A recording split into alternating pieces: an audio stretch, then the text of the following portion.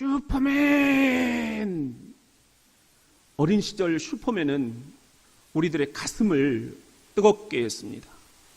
슈퍼맨은 초인적인 힘을 가지고 있습니다. 어떤 장애물도 뛰어넘습니다. 적을 단숨에 제압해버립니다. 슈퍼맨 앞에 당해낼 자가 없습니다.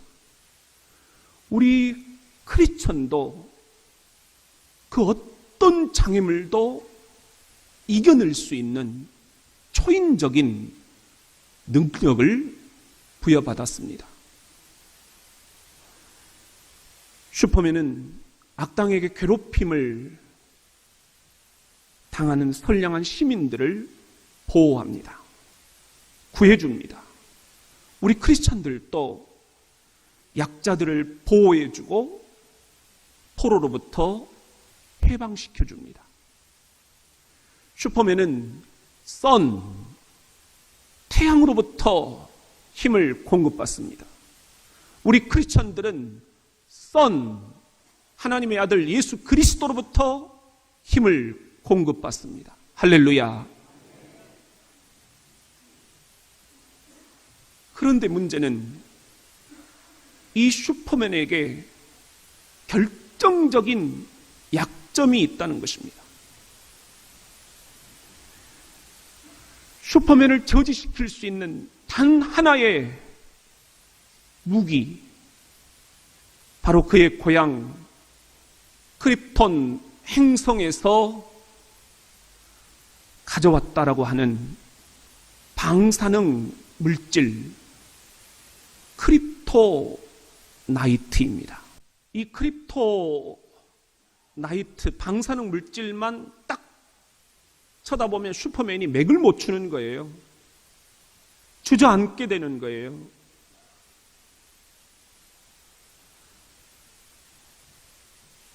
크립토나이트는 슈퍼맨의 초자연적인 능력을 앗아가 버리는 정도에서 끝나지 않습니다. 이것을 본 순간 슈퍼맨은 평범한 우리보다도 더 힘을 못 쓰는 것입니다.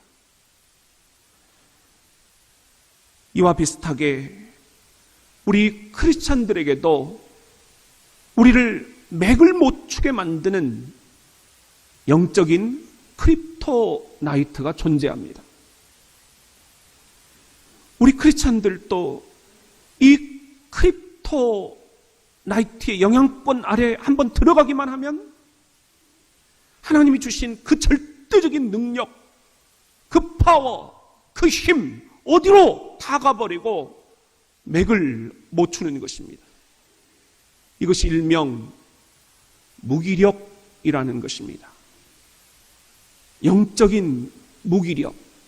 사랑하는 주의 성도 여러분, 여러분도 이런 영적인 무기력에 빠져본 그런 경험들이 있지 않으십니까? 아무것도 하기가 싫습니다. 갑자기 모든 게 다운됩니다. 먹기도 싫고 자기도 싫고, 아니 너무 많이 먹고 너무 많이 자고 모든 리듬이 깨져버립니다. 과거에 내가 실패했던 기억, 거기에 시달립니다. 과거에 나를 힘들게 했던 질병, 거기에 내가 다시 시달립니다. 또 아프지 않으면 또 내가 실패를 하게 되면 어떻게 될까? 또 내가 아프면 어떻게 될까? 이러다가 내가 쓰러지는 거 아닐까? 이러다가 내가 눕는 거 아닐까? 이러다가 내가 죽는 거 아닐까? 한없이 안 좋은 생각들이 나를 옥죄어 옵니다. 이 영적 무기력, 슈퍼맨을 일시에 맥을 못 추게 만들어버린 이 크립토나이트, 이 영적인 크립토나이트가 지금 여러분들에게 다가오고 있지는 않습니까? 여러분이 그렇게 무기력에 빠져 있지는 않습니까? 이 시간 우리 주님께서 이 영적 무기력으로부터 우리가 어떻게 빠져나와야 하는지를 말씀하십니다. 우리 같이 한번 따라합시다.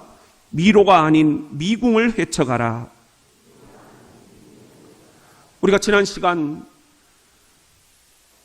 막달라 마리아와 세 여인이 부활하신 주님을 목격을 했습니다. 돌문이 치워져 있었고 무덤은 비어 있었습니다. 천사가 말을 했습니다. 예수는 살아나셨다.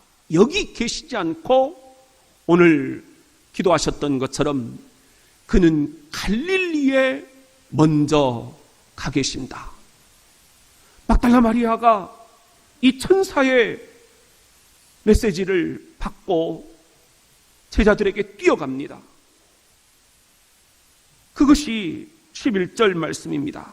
우리 같이 한번 읽어봅시다. 시작. 그들은 예수께서 살아나셨다는 것과 마리아에게 보이셨다는 것을 듣고도 믿지 아니하니라. 듣고도 믿지 않았다는 거예요. 이게 무기력의 특징입니다.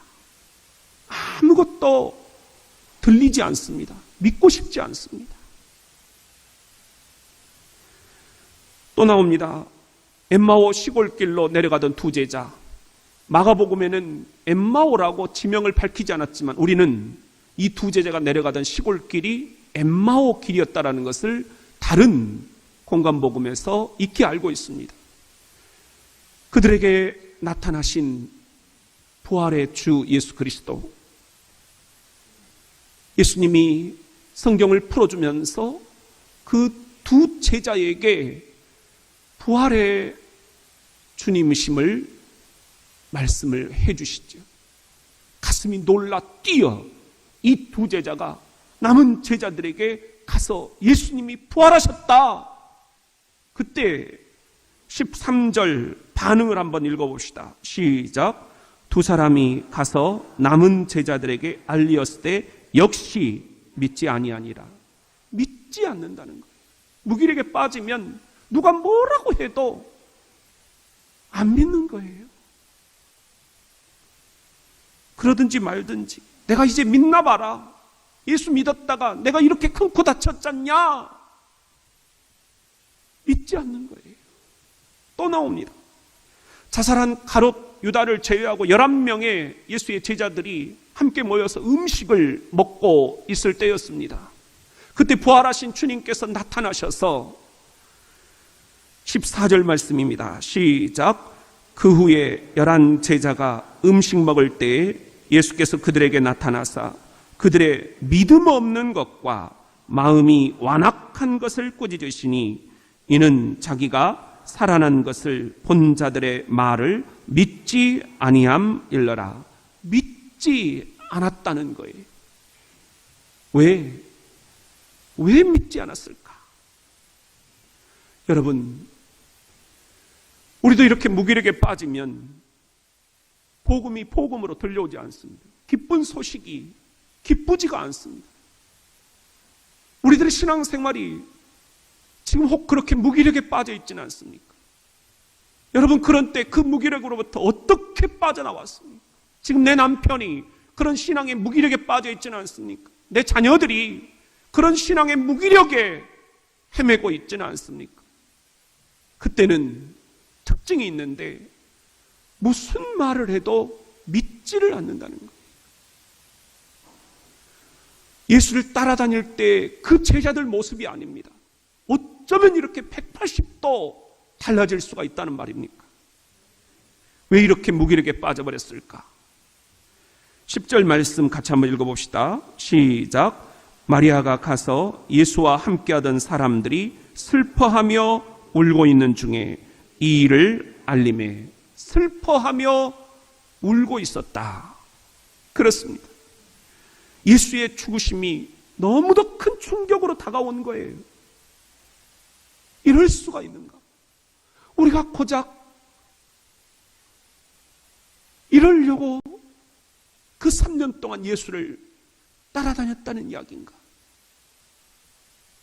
너무도 맥없이 십자가에 죽어버리신 자신들의 스승 예수, 그 예수의 십자가형, 그걸 보면서 그들은 너무도 큰 충격으로 슬픔에 쌓이게 됩니다. 속으로 겉으로 그들은 엉엉 울고 싶습니다. 이제 우리는 어떻게 한다는 말인가? 이제는 우리는 어떻게 살아가야 한다는 말인가? 여러분도 큰 충격을 받으시면 이렇게 슬픔이 우리를 압도해 옵니다. 우리는 그러면 한없이 울고 싶고, 이것이 우리를 무기력하게 만들고 아무것도 믿고 싶지 않게 만들어버리는 것입니다. 귀차니즘이라는 말을 하지요. 만사가 귀찮습니다. 인생이 낙이 없습니다. 재미가 없습니다. 의미도 없습니다. 기운도 없습니다. 기력마저 사라져버렸습니다. 혹 지금 그런 영적 상태는 아니신지요? 그런데 여기에 우리가 한 가지 알아야 할 사실이 있습니다. 제가 이번에 읽은 책이 박경숙이라는 저자가 쓴 건데요. 한번 따라해 봅시다. 문제는 무기력이다. 이 책이 저에게 많은 시사점을 줬어요. 근데 여기에 보면은 이 저자가 미로와 미궁이 다르다는 거예요. 미로는 우리가 제주도에서도 경험을 해봤고, 요즘에는 지자체마다 이런 미로 찾기를 많이 하고 있는데, 출발과 그리고 나중에 나오는 그 지점이 다르다는 거예요. 그래서 미로 찾기에서는 까딱 잘못하면 길을 헤매게 된다라는 거죠. 그런데 미궁은 다시 한번 보여주시면 입구와 출구가 똑같습니다. 그러니까 정신 차리고 입구에 딱 출발을 해서 들어가면 가운데 지점이 보이잖아요. 거기서 헤매지 말고 그대로 돌아서 나오면 출구입니다. 그런데 우리가 여기서 믿지를 못하고 헤매는 거예요. 다른 데 길이 있을 것이라고, 다른 데 복음이 있을 것이라고, 다른 데 희망이 있을 것이라고. 무기력이 바로 이런 미궁을 의미합니다. 그런 의미에서 무기력은 매우 우리들에게는 희망적입니다. 입구와 출구가 같다는 거예요. 믿음만 있으면, 무슨 믿음? 들어갈 때처럼 우리가 아무리 많은 것들이 우리를 유혹하고 헷갈리게 하더라도 그 중심부에서 우리들이 중심을 딱 잡고 그대로 턴해서 나오면 반드시 끝이 있다라는 거예요. 할렐루야.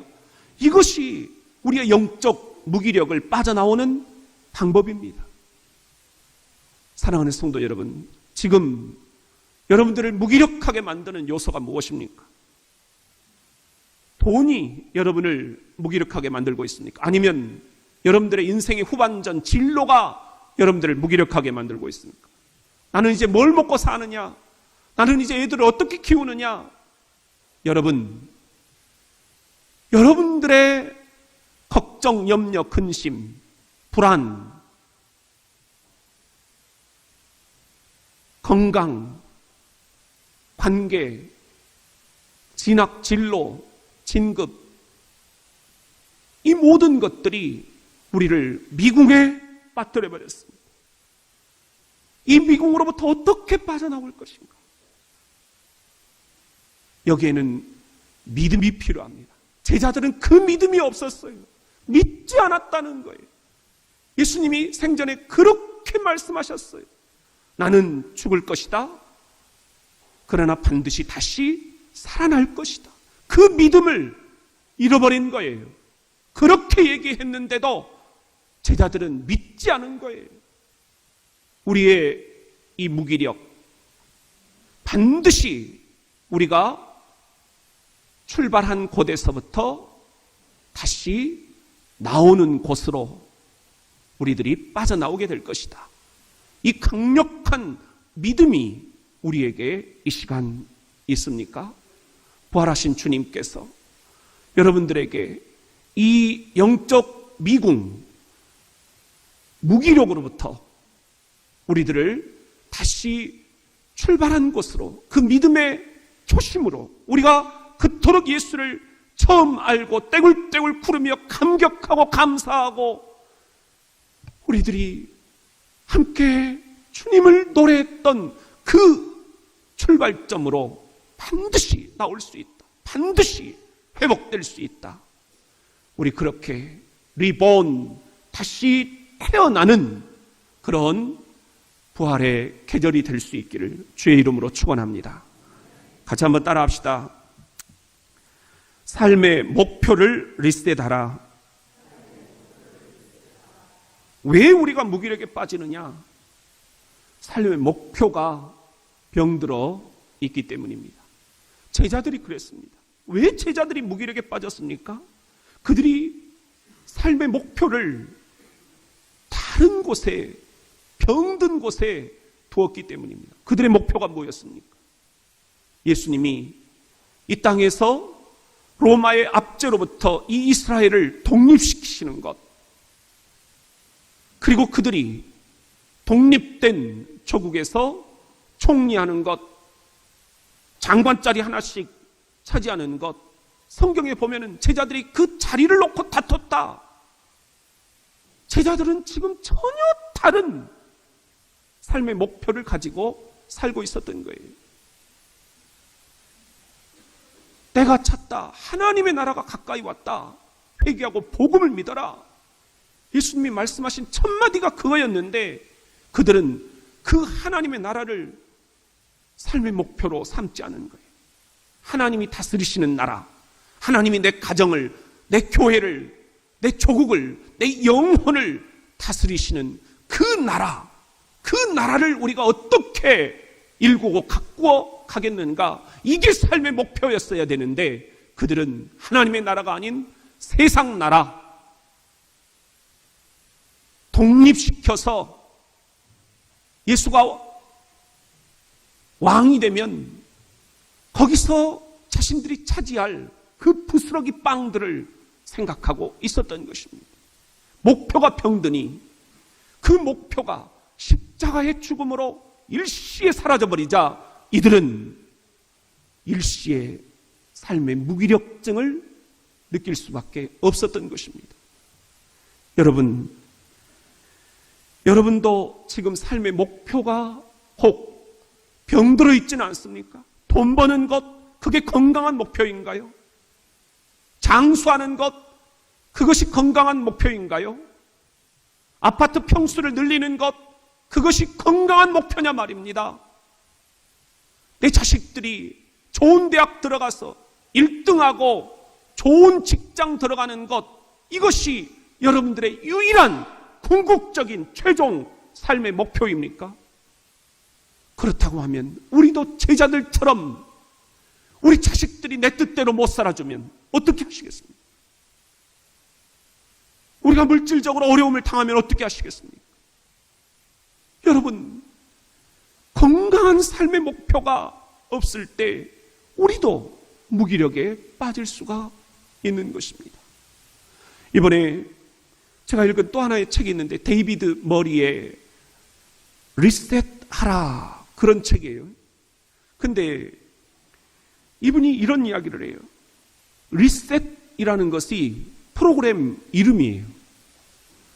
이분이 어떤 프로그램을 개발을 했느냐 하면 우리 현대인들이 너무 과업 중심, 성과 중심, 생산성 중심으로 삶을 살아간다는 것입니다. 그러니까 이 기대에 못 미치면 순간 다운이 돼버린다는 거예요.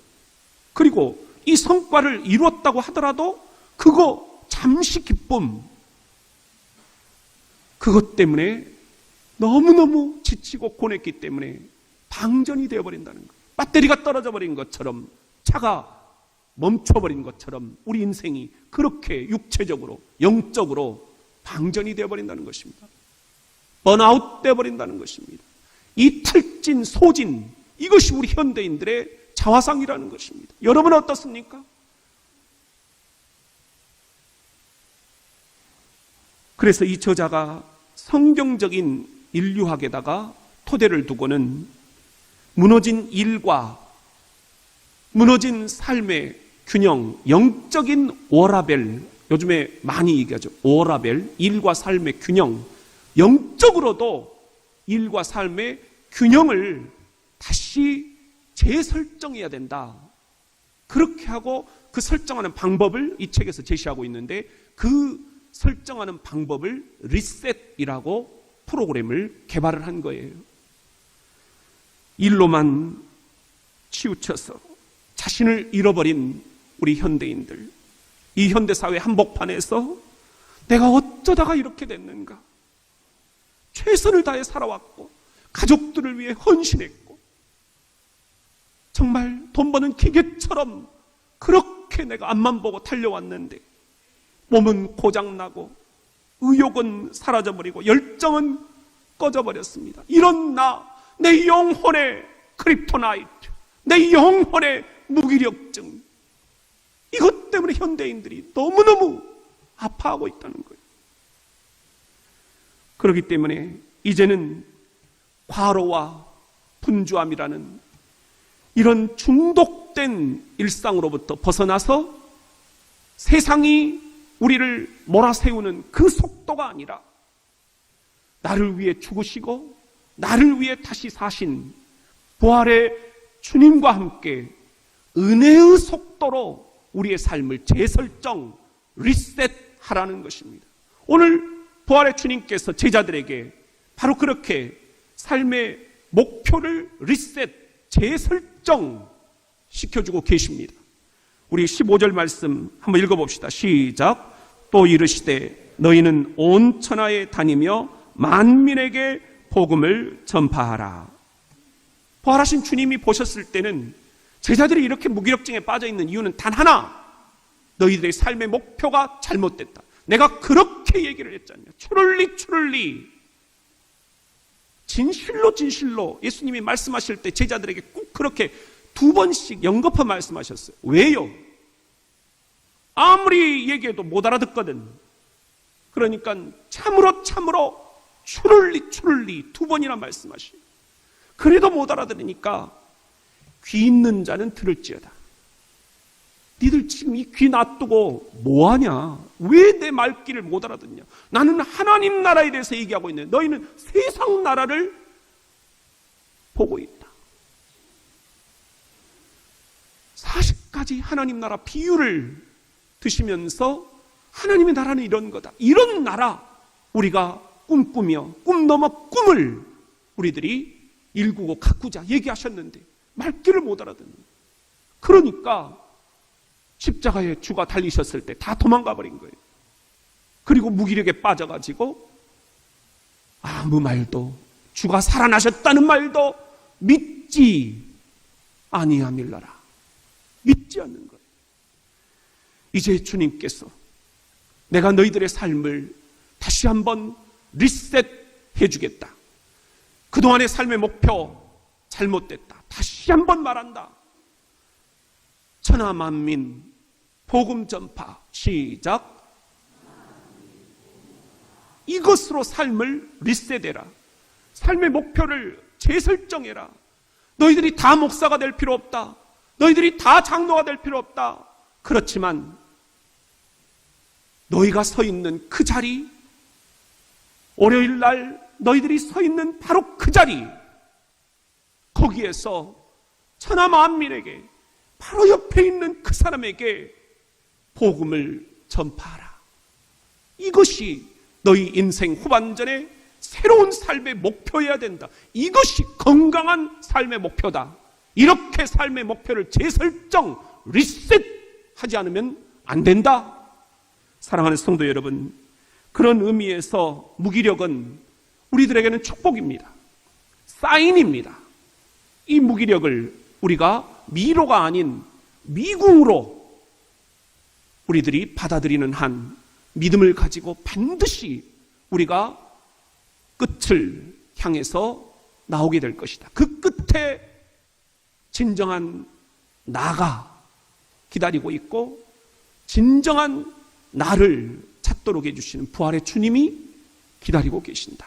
이 믿음을 가지고 천하 만민 복음 전파 새로운 삶의 목표를 리셋하심으로 부활의 계절, 사랑하는 성도 여러분, 여러분의 삶이 부활의 주님과 함께 리본, 다시 태어나는 그런 놀라운 기적이 여러분의 가정에, 여러분의 부부에게 주어지기를 예수의 이름으로 축원합니다. 우리 같이 한번 따라합시다. 무기력에서 무를 빼라. 제자들이 주님 주시는 새로운 삶의 목표를 부여안았습니다. 천하 만민 복음 전파, 새로운 삶의 목표를 가슴에 품고 자신들의 삶을 리셋, 재설정했더니 놀랍게도 그들을 괴롭히던 무기력에서 무가 떨어져 나간 것입니다. 이 무기력에서 무가 떨어져 나갔더니 기력이 다시 회복이 되는 거예요. 기운과 힘이 다시 용솟음치는 거예요. 가슴이 다시 뛰는 거예요. 아, 우리가 목표 설정을 잘못했구나. 우리가 프로그램명을 잘못 입력했구나. 제자들이 이렇게 무기력에서 무를 빼버리고 어영차 털털 털고 일어섰을 때 그들에게 구원의 역사가 일어났습니다. 16절입니다. 시작. 믿고 세례를 받는 사람은 구원을 얻을 것이요 믿지 않는 사람은 정죄를 받으리라. 그리고 또 제자들이 무기력에서 물을 떼버리고 어영차 털털 털고 일어섰을 때에 그들에게 표적이 일어났습니다. 17절 말씀입니다. 시작. 믿는 자들에게는 이런 표적이 따르리니 곧 그들이 내 이름으로 귀신을 쫓아내며 새 방언을 말하며 18절 뱀을 집어 올리며 무슨 독을 마실지라도 해를 받지 아니하며 병든 사람에게 손을 얹은 즉 나으리라. 표적이 나타났다는 거예요. 제자들이 무기력해 있을 때 상황하고는 전혀 달라요. 우리가 믿으면, 부활하신 주님을 믿으면 이렇게 구원의 놀라운 체험과 표적의 놀라운 체험들을 하게 될 줄로 믿습니다. 무엇보다도 제자들이 무기력에서 물을 떼내버리고 그리고 어영차 털털 털고 일어섰을 때에 그들은 새롭게 리셋한 삶의 목표대로 천하 만민 복음 전파, 전혀 다른 삶을 살게 되었습니다. 20절 말씀입니다. 마가복음 마지막 말씀입니다. 시작. 제자들이 나가 두루 전파할새 주께서 함께 역사하사 그 따르는 표적으로 말씀을 확실히 증언하시니라. 제자들이 이렇게 달라질 수가 있구나. 아, 나도 이렇게 삶이 급전이 될 수가 있구나. 하나님이 하시는 것입니다. 무기력했던 제자들이 이렇게 되리라고 어떻게 우리가 상상이나 할 수 있었겠습니까? 여러분도 무기력한 삶에 빠져 있습니까? 삶을 리셋하시면, 목표를 재설정하시면 천하 만민 복음 전파, 여러분이 있는 자리가 축복의 채널이 되게 하실 수 있다면, 가정에서, 직장에서, 사회에서, 교회에서, 사업처에서, 학교에서 우리 무기력에서 무가 떨어져 나가고 우리들 주님이 우리와 함께 역사하셔서 우리가 표적을 행하며 하나님의 복음을 확실히 증언하는 놀라운 일들이 일어나게 될 것입니다. 제가 읽은 또 하나의 책이 있는데 에리 프롬이 쓴 책이, 우리는 사랑의 기술이라는 책을 학교 때 많이 읽었잖아요. 뭔 소리인지 하나도 모르잖아요. 나는 거기에 연애 기법이 들어있는 줄 알았어요. 그런데 뭐 철학적으로 이야기를 하다가 보니까 나는 그 책을 그냥 덮었어요. 그런데 이번에 에리 프롬의 새로운 책이 이제 나왔는데 그 책의 제목은 나는 왜 무기력을 되풀이하는가, 그런 책이에요. 이야기하는 것은 현대인들은 무력감에 다 빠져 있다는 겁니다. 여러분만이 아니고 저도 그렇고 또 다 이런 무력감들에 시달리면서 산다는 거예요. 왜 우리가 이렇게 무기력에 빠져 사는가? 그가 하는 이야기 가운데 하나는 한번 따라해 볼까요? 학습된 무기력. 무기력이 자꾸 습관처럼 우리들에게 다가온다는 것입니다. 자꾸 아킬레스건처럼, 여러분, 크립토나이트처럼 우리가 보기만 하면 힘이 쫙 빠져버리는 그런 학습된 무기력들이 있다라는 거예요. 여러분, 이것은 지극히 정상적인 것입니다. 우리가 살다 보면 어떻게 맨날 제일 높은 수준으로 살 수가 있겠습니까? 때로는 내려올 때도 있고 때로는 꺼질 때도 있죠. 무기력해질 때도 있지요. 그게 인생입니다. 그런데 이 학습된 무기력, 그때마다 우리가 무기력에서 무자를 떼어내는 선포를 하면 될 것입니다. 예수의 이름으로 명하노니 나를 이렇게 무력하게 만드는 무기력에서 무자는 깨끗이 사라질지어다. 우리가 그렇게 선포하면 선포한 대로 될 것입니다. 아버지 하나님, 나를 도와주세요. 내가 왜 이렇게 또 무기력에 빠졌는지요. 내가 내 힘으로 이 무기력에서 빠져나갈 수가 없습니다. 시편 기자 다윗이 그렇게 기도했던 것처럼 나를 이 무기력에서 빼내어 주시옵소서. 무에서 우리들이 유를 창조하신 하나님이 이 시간 우리를 무기력에서 기력으로 새롭게 창조해 주실 줄로 믿습니다. 여러분, 우리는 지난 종려주일부터 고난주간 특별 새벽 기도회, 그리고 부활절 아침, 실은 우리 인생의 무기력에서 물을 떼내어버리고 다시 부활하신 주님과 함께 일어서는 놀라운 체험을 하였습니다. 예수를 못 박았습니다. 내가 예수를 팔았습니다. 내가 예수를 고자질했습니다. 내가 바리새인, 내가 사두개인, 내가 율법학자입니다. 우리의 회개는 거기서부터 시작돼야 됩니다.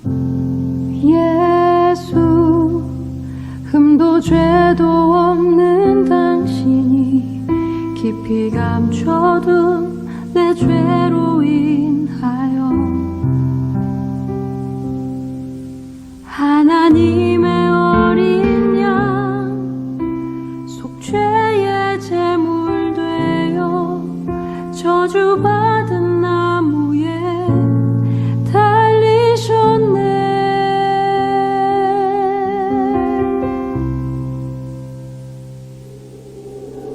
내가 예수를 당신은 부인했습니다.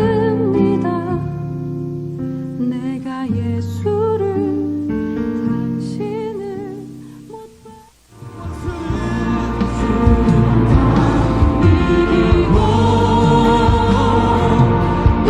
무덤에서 살아나셨네. 어두움을 이기시고 나와서 성도 함께 길이 다스리시네. 사셨네, 사셨네. 예수 다시 사셨네.